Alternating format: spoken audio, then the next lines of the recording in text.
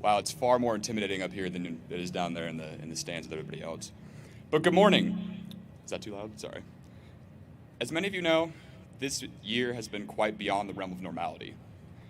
In keeping with this trend, we are departing from the tradition of having a visiting commencement speaker, and instead, we are faced with a more appropriate and fruitful opportunity. Today, we'll have a chance to listen to a speech delivered by one of our faculty members, Professor Kerry Hunter. Professor Hunter is a political philosopher, constitutional law expert, published author, and renowned academic. I could drone on and on about the academic achievements and personal accomplishments that Dr. Hunter has garnered throughout his life, but to do so would be an injustice. Professor Hunter is an enigma, and far more than merely a scholar. Professor Hunter is the lead bassist in the legendary rock and roll band Reckless Amnesia, right? Which often plays at our very own Boone Steps over here. Professor Hunter is also an elite-level basketball player and an even better trash talker. I would know. Every Monday, Wednesday, and Friday, we'd go play noon ball in the gym over there, and I wouldn't hit a single shot, and he would let me know every single time. When he's not cultivating the minds of his students, Professor Hunter also likes to carve wooden birds. They're mostly ducks, but he'll get mad if you assume that ducks are his favorite bird. Aside from Professor Hunter's immense intellectual ability and sweet bass skills, Professor Hunter is a reliable mentor and friend to all of his students. During a time of constant change in all of our lives, Professor Hunter has always been someone whom we could turn to. My peers and I have shared laughter, tears, frustration, confusion, joy, and countless other emotions through the conversations that have come to epitomize our individual relationships with Dr. Hunter. These emotionally charged and deeply intimate conversations we quickly learned were quintessential examples of the human condition. When we're not crying or laughing, mostly at the expense of the students, Professor Hunter and his students are typically engaged in the dialectic, discussing various topics in domains of political philosophy or constitutional law. The everlasting intellectual gauntlet that Professor Hunter makes his students run sets us up for immense success in the future. Though, if you don't want to talk about Hannah Arendt's public sphere or Chief Justice Roberts' jurisprudence, you can always go talk with Professor Hunter about music or the squirrels in the backyard that keep eating his cherries. Or that one time where he's a dairyman. Fair warning, you might want to buckle up about the dairyman story. It's quite the tale listening to him talk about how he had his hand up the rear end of a cow. Heard that story too many times too. I count myself considerably lucky to have had the opportunity to build my relationship with Professor Hunter throughout my collegiate career. And I'm even luckier that I have the opportunity to introduce someone I hold in such high esteem. Sorry, it's hard for me to keep it together, I'm emotional. With that said, I'm honored to introduce Professor Kerry Hunter as our faculty commencement speaker today.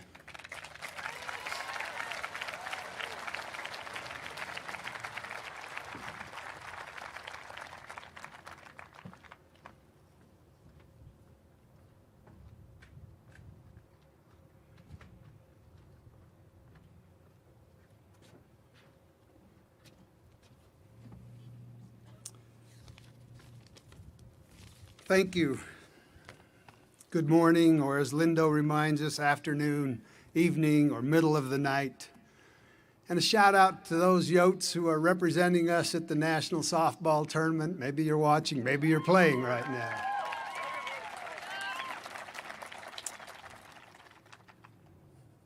I want to start by saying that in my 129 years of in-person teaching at the College of Idaho, I've never felt so honored,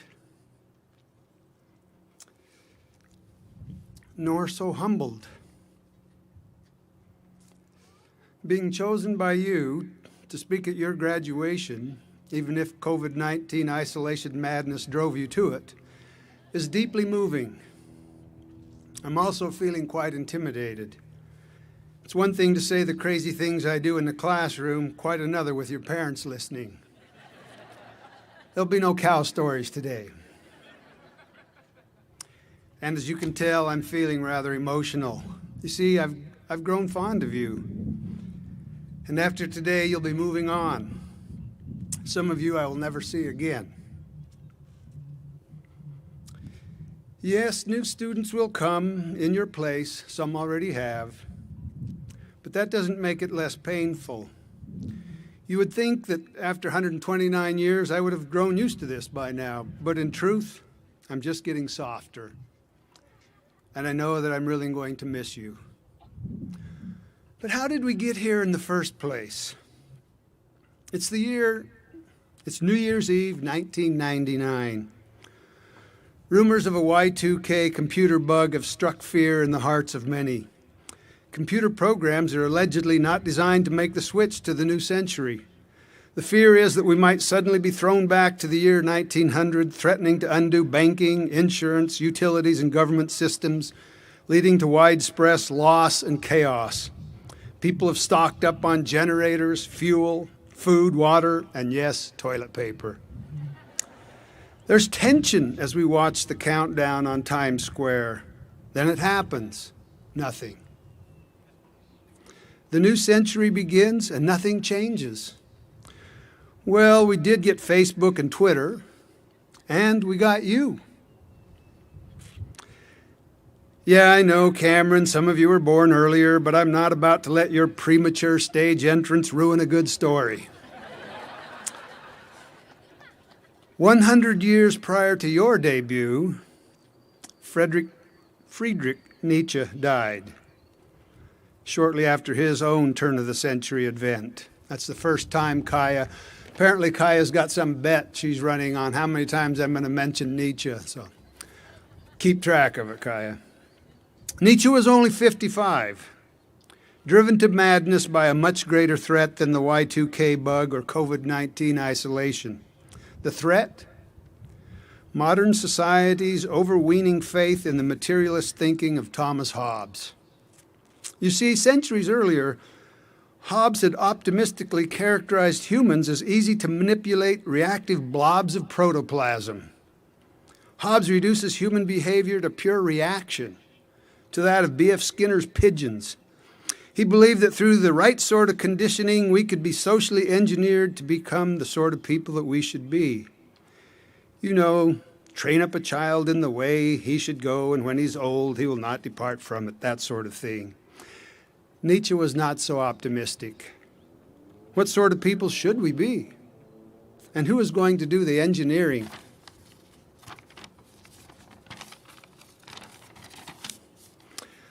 Unlike the Y2K bug, enthusiasm for Hobbes has not gone away. As Aurora clearly understands, it could even be said that you have been subjects of a Hobbesian experiment. Those charged with your training have assumed that by using the right kinds of punishments and rewards, you would become the kind of person you should be. You've further been conditioned by regular doses of dopamine from likes on social media. For your entire lives, you've been encouraged to please others based on standards you have no hand in developing. Your submission to this kind of training resulted in good enough grades and good enough social behavior to gain you admittance to the College of Idaho, where, again, from Hobbes' perspective, we have earnestly continued the experiment. We've given you assignments to complete, rules to follow, deadlines to meet, and we've rewarded you with grades, essentially manipulating you toward becoming the kind of persons you should be. Did it work?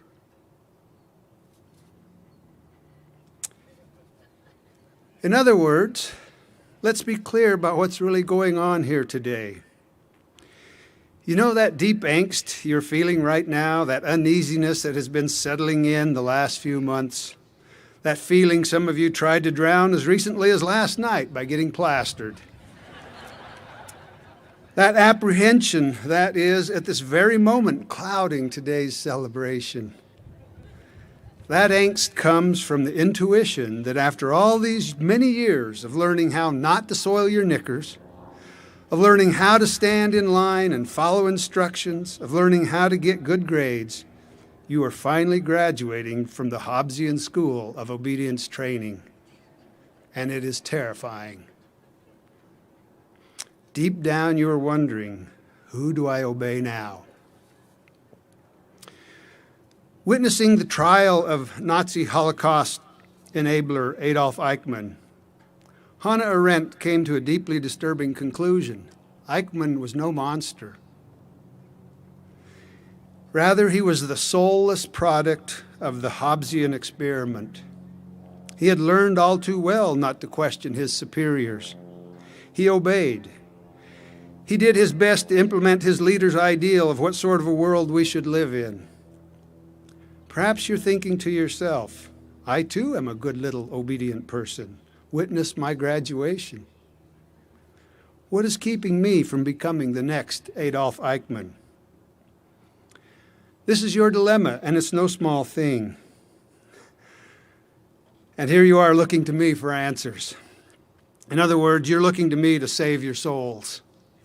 I'm not sure I'm up to the task, but since you are driven mad enough to ask, I owe you my best attempt. First, truly graduate. Overcome your addiction to obedience.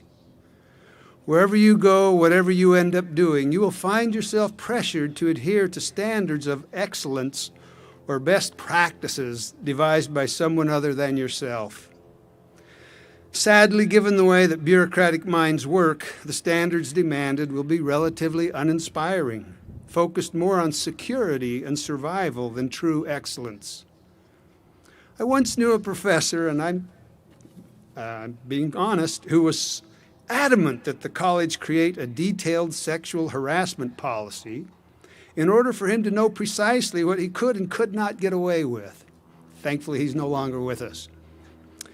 Don't settle for such mediocrity. Don't allow the standards of others to limit your aspirations. Indeed, your presence here today may indicate that your comfort with obedience training is precisely what you currently most need to be saved from. In fact, yesterday afternoon, as the carrier of the mace, or the guardian of the liberal arts, I came over here to get the lay of the land to ensure that I could do my part to help make sure the ceremony would flow smoothly. Then Don Mansfield screwed up when I pointed out the seat he was supposed to go to. He made a beeline to the seat. Didn't follow a direction. That's okay, Don. You showed that you are a thinker, or not, whichever. As I approached the stadium, I was struck by how many cars were in the parking lot. I was confused. Had the ceremony already started? And sure enough, as I entered, I saw all of you sitting there in your designated spots. But you were just practicing for graduation. Curious, I spotted Sophie sitting in her designated chair, and I went over to talk with her to see what this was all about. But I could tell she was made way too nervous by my breaking of protocol. This was not in the script. I then noticed Cameron leaving the stage. Surely he would be willing to chat, but no, he had to get back to his own little corner, his own little white chair. I hung around for a bit, then having seen enough, I was leaving the stadium when I noticed Trent, that fellow who just introduced me, coming toward me. Oh, good, I thought. Trent, the philosophy major, is comfortable enough to abandon his chair long enough to come and talk to me. But I was wrong. He was just headed for the men's room. And he was anxious to get back to his little white chair. I said, well, why, Trent? He said, I don't know. That's just what I'm supposed to do. That's what they told me to do. Dadgummit, Trent Rodden. Never, ever give that answer again. Cassandra, would you please, when you send Trent a self-addressed, College of Idaho addressed envelope with the correct postage, so that, Trent, if you ever say that again, mail your diploma back.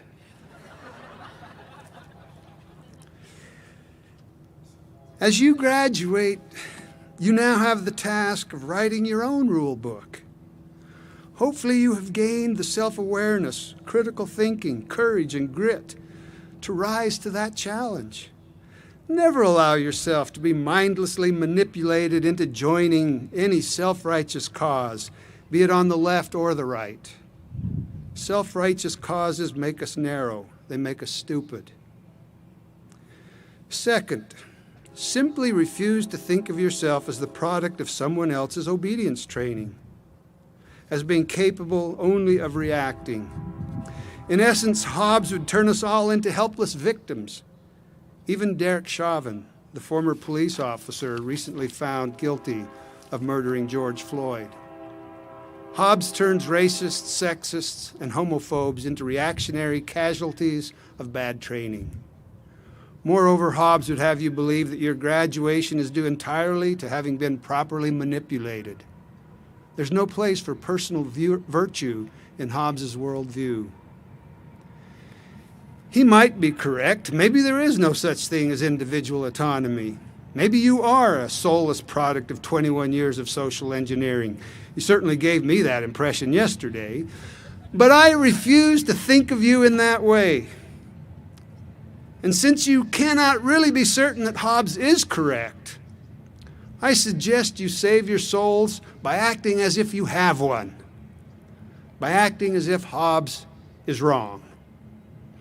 You won't be able to control all the circumstances that chance throws your way, but try your hardest to assume responsibility for the choices you have made, and to assume responsibility for the choices you will make. As you do, be courageous. Create your own story, a story worth retelling. To paraphrase Nietzsche, don't just react.